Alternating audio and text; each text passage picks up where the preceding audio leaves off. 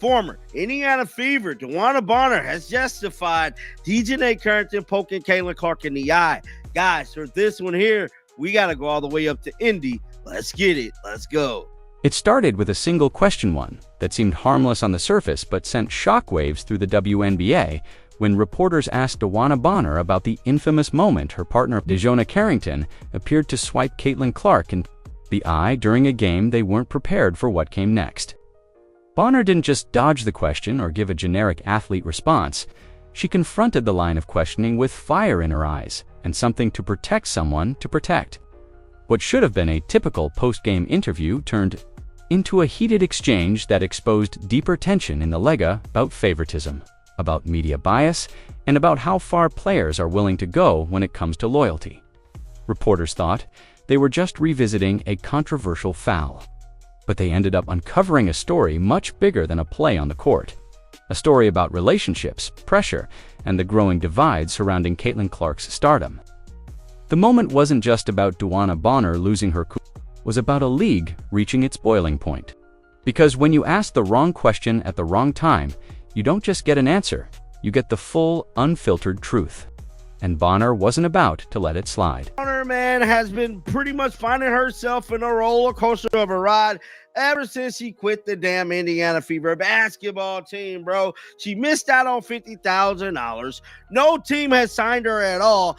I'm getting word, allegedly, that the Indiana Fever put an APB out there. Hey, don't sign her. She's a quitter. Then she tried to backtrack her not being a quitter. Talking about me, never a quitter. Yes, you is, bruh. The play happened in a blink, but the fallout is still being felt weeks later. During a high-intensity matchup between the Indiana Fever and the Connecticut Sun, Dijonai Carrington reached in to contest a pass. Her hand caught Caitlin Clark right in the eye. The rookie phenom immediately recoiled, blinking and holding her face, while fans watching live and on broadcast erupted. Social media went wild within seconds. Was it intentional? Was it just an aggressive hustle play gone wrong? Or was there something more personal behind it? To the average viewer, it might have looked like just another physical moment in a rough game. But this wasn't any regular matchup. This was Caitlin Clark a lightning rod for attention, admiration, and controversy. Every move around her is magnified, and every foul against her is dissected. So when Dijonai's hand caught her face, the replay wasn't just shown, it was slowed down, zoomed in, replayed again, and analyzed frame by frame. The question wasn't just whether it was a foul, it was whether Carrington meant to do it. In post-game interviews, Carrington played it cool. She said she didn't even realize she made contact, claimed it wasn't intentional, that she was just trying to make a play on the ball. Her tone was measured, her words rehearsed. But fans weren't buying it. Clips of her laughing with teammate Marina Mabrey moments after the incident only fueled suspicions. Was she really that unaware? Or was there a layer of mockery underneath it all? It didn't help that this wasn't the first time Carrington had been involved in drama.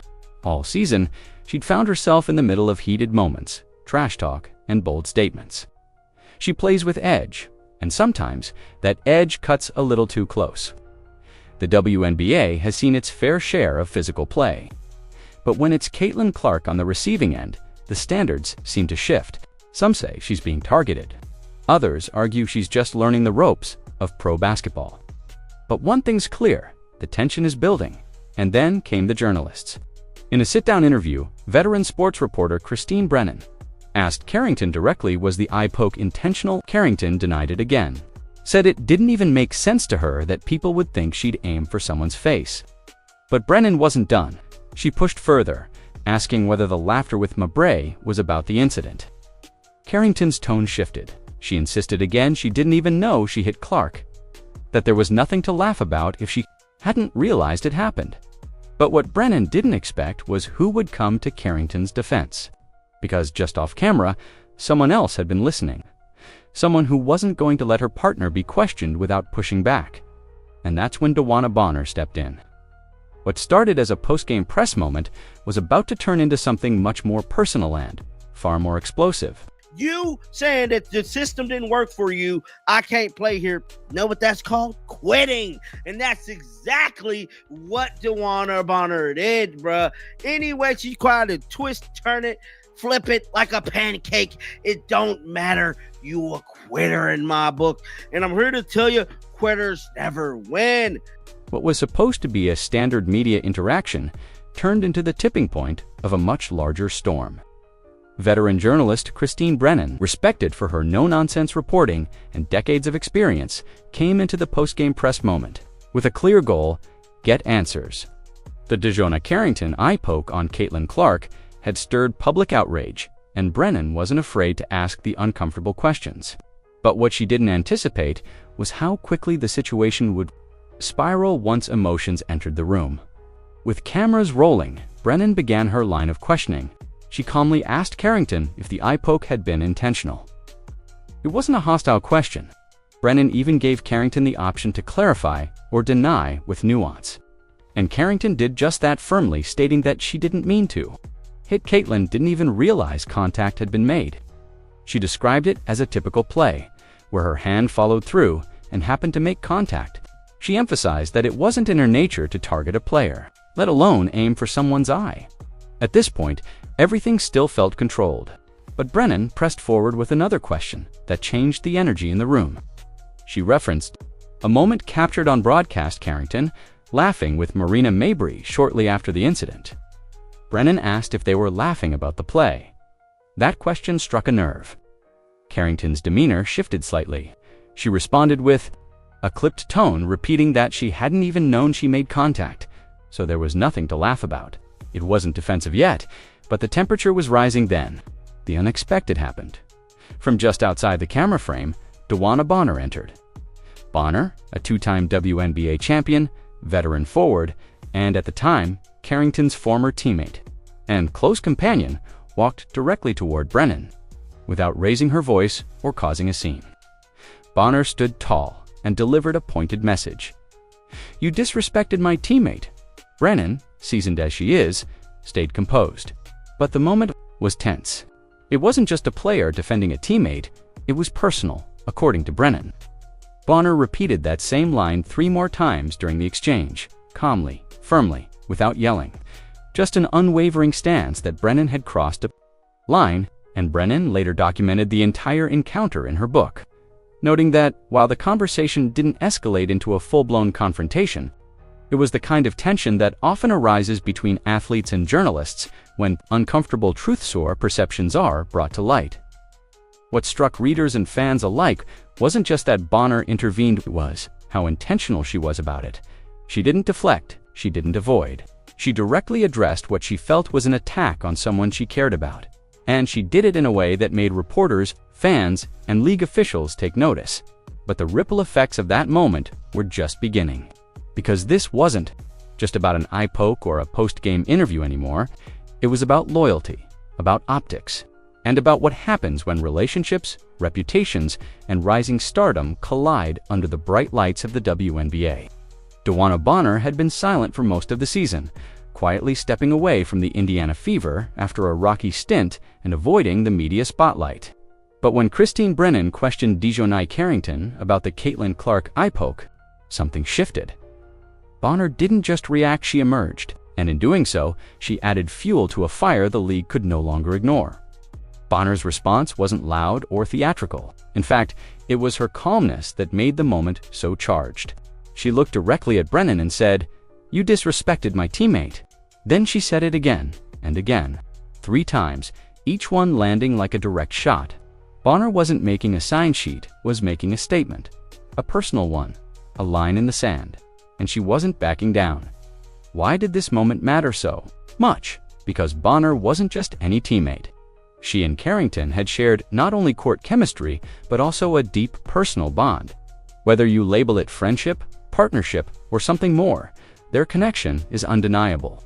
And in that moment, Bonner wasn't speaking as a retired vet or an ex-Fever player, she was standing as Carrington's protector. She had nothing to gain by stepping into the conversation, which is exactly why it stunned everyone watching. It felt raw, unfiltered, and completely real. This wasn't just about defending a play, it was about defending character. Brennan had asked if the poke was intentional. Then she pressed about the laughter afterward. Some saw that as journalism, others saw it as provoking. and Bonner made it clear which side she stood on. She didn't raise her voice, but her presence alone altered the room's energy. Suddenly, it wasn't just Carrington answering questions, it was two players, two reputations, and one very public stance against what they felt was a media narrative gone too far. The media's reaction was mixed. Some praised Brennan for asking the hard questions. Others questioned whether Bonner's response was appropriate or professional. But fans didn't hold back. Social media lit up with videos of the moment, screenshots of Brennan's quotes, and long threads debating whether Bonner had overstepped or simply done what any loyal teammate or partner would do. Then came Brennan's book. In it, she documented the full exchange, describing Bonner's behavior as tense but respectful. She made it clear that confrontations like this aren't unusual in professional sports. Still, the fact that it made it into the final manuscript said something. Brennan believed this wasn't just another sideline moment, it was worth preserving as part of the larger story unfolding in the WNBA. For Bonner, this might have been her first public statement in months. And yet, she didn't need a press conference or an interview to make it. A single sentence, repeated with conviction, told the world exactly where she stood. But, as powerful as that moment was, it opened a door to something even more complicated. The personal dynamic between Bonner and Carrington, and how it's influencing one of the league's biggest controversies. When DeWanna Bonner stepped in to defend Dijonai Carrington during that tense media exchange, it didn't take long for fans to make a deeper connection. This wasn't just about loyalty to a teammate. It was personal. Very personal. Because Bonner and Carrington's relationship goes far beyond the hard-woodened, that added an entirely new layer to an already volatile situation. Though neither of them has plastered their relationship across headlines or interviews, fans of the WNBA have long speculated and observed that Bonner and Carrington are more than just former teammates. Social media interactions, shared moments on and off the court, and affectionate posts have hinted at a bond that clearly runs deeper. They've been spotted vacationing together, celebrating milestones, and supporting each other in ways that suggest something far more intimate than a casual friendship.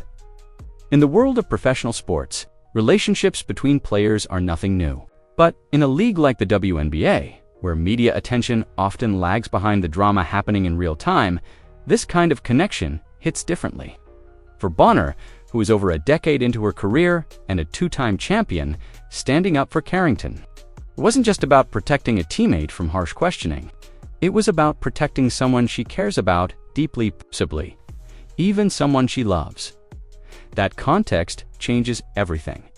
Because when Brennan asked her questions, it wasn't just Dijonai Carrington being scrutinized. From Bonner's perspective, it may have felt like Brennan was questioning the integrity of someone she shares her life with. And that's when a post-game interview becomes something more emotional, more protective, and much harder to navigate. But this dynamic also complicates how the public views the incident. Some fans believe Bonner's intervention blurred professional lines. Should a veteran player confront a journalist for doing her job? Should personal relationships impact public responses to criticism or questioning? Others argue the opposite, that Bonner did what anyone would do if they saw someone.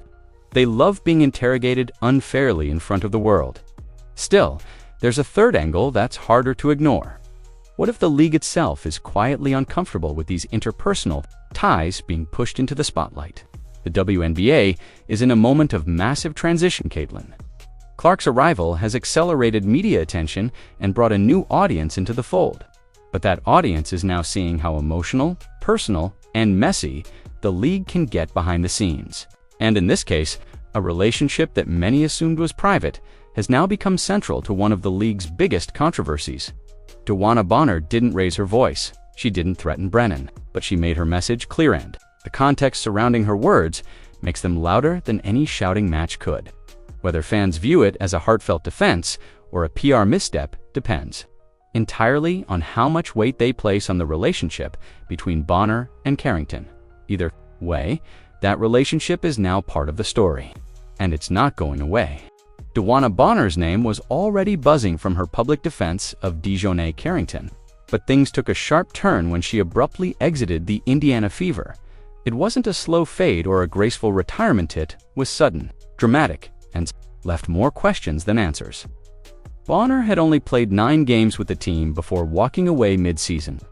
Fans were stunned.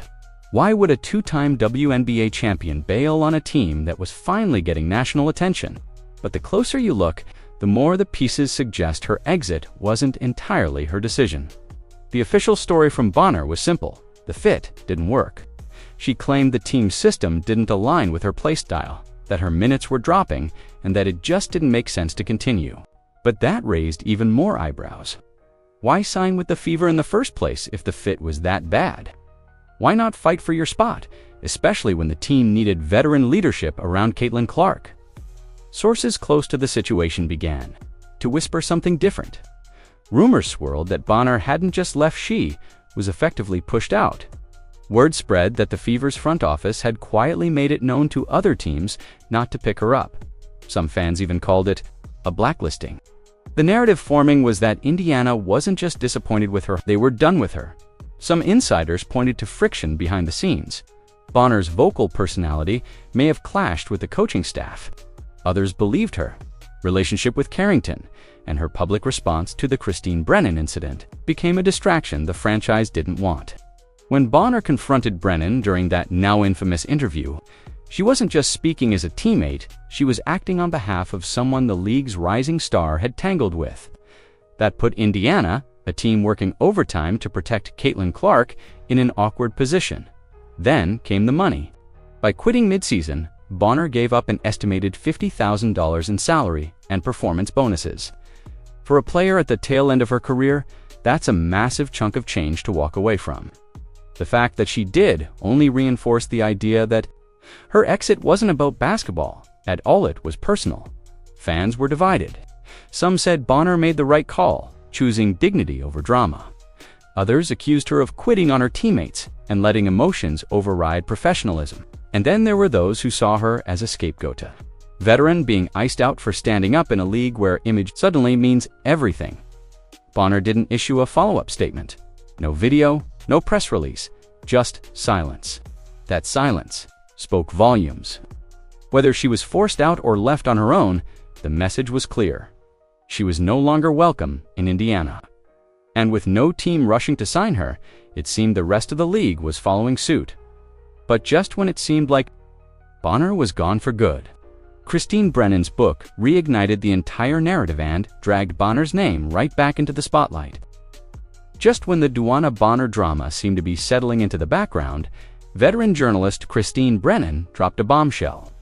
Her newly released book didn't just rehash the eye poke incident or recap Dijonai Carrington's side of the story. It included behind-the-scenes moments that fans had never heard before, and right in the middle of it all, Bonner's explosive confrontation. The book laid it all out in detail. Brennan described her post-game interview with Carrington, including the now famous questions about whether the eye poke was intentional and whether Carrington and Marina Mabrey were seen laughing about it afterward. But it was what happened after the mics were off that drew the most attention. Brennan wrote that as she was preparing to leave the press area, Bonner approached her directly and said, without raising her voice, "You disrespected my teammate." Brennan noted that Bonner repeated this 3 times, calmly, deliberately. It wasn't just what was said, it was the atmosphere. Brennan described the moment as tense, but predictable, comparing it to past encounters she'd had covering male athletes in the NFL. Her point was clear. Tough conversations between athletes and journalists are part of the job.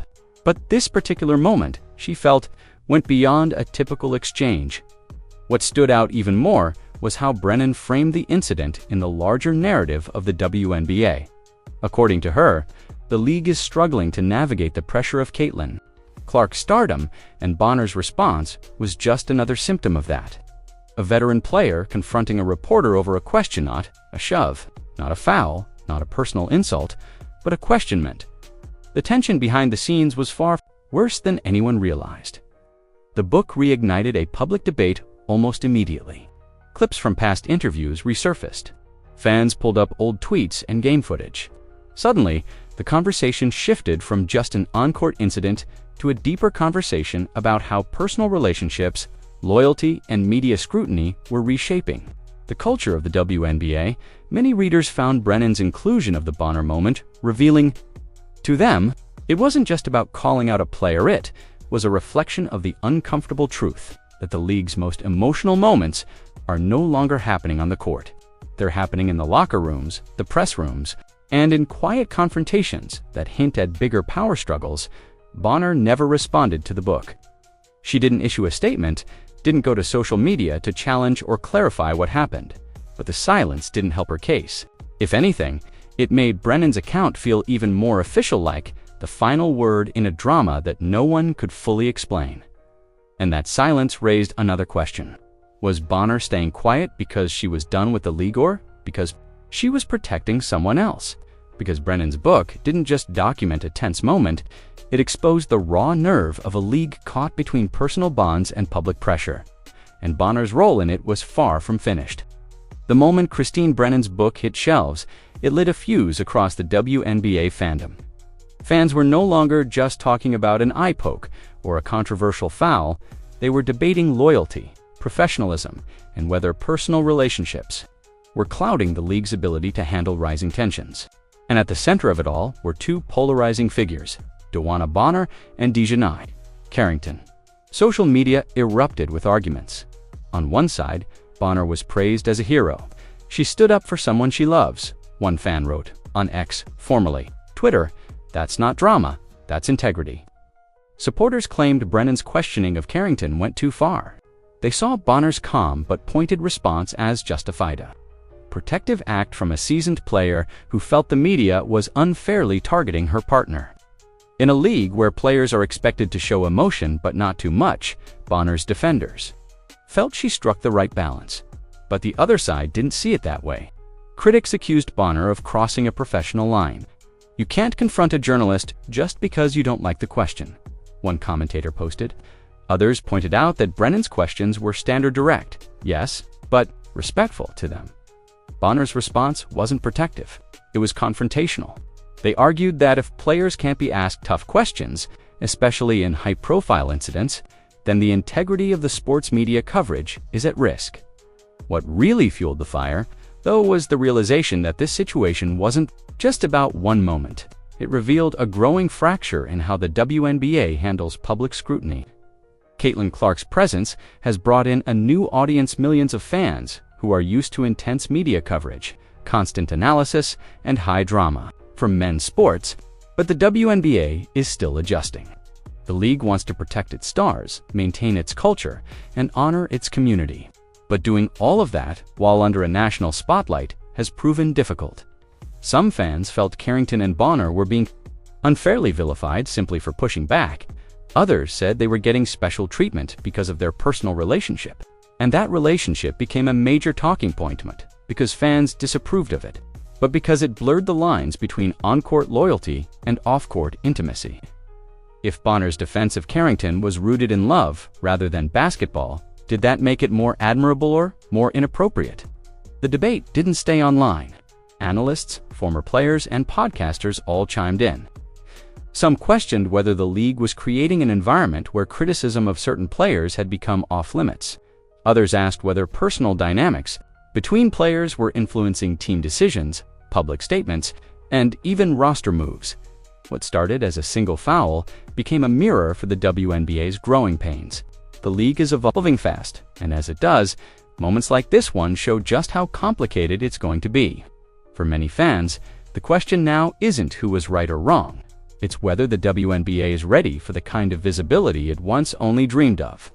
Through all the chaos, the eye poke, the viral interview, Bonner's confrontation, Brennan's book, the WNBA itself remains silent. No official statements, no public disciplinary actions, no clarification, just silence. And for a league that's now living under the unforgiving glare of national attention, that silence spoke volumes. To longtime fans, the league's decision not to intervene felt familiar. The WNBA has always walked a delicate line between protecting its players and allowing media access. But this time, the stakes were different. Caitlin Clark isn't just a rookie, she's a media magnet, pulling millions of eyes into a league that's still figuring out how to handle the pressure. And in this particular case, the spotlight wasn't even on her play, it was on the people around her, how they reacted, and how the league chose not to. Many saw the silence as strategic. The WNBA doesn't want to alienate Bonner, a respected veteran, nor does it want to fan the flames of controversy by acknowledging the Brennan incident.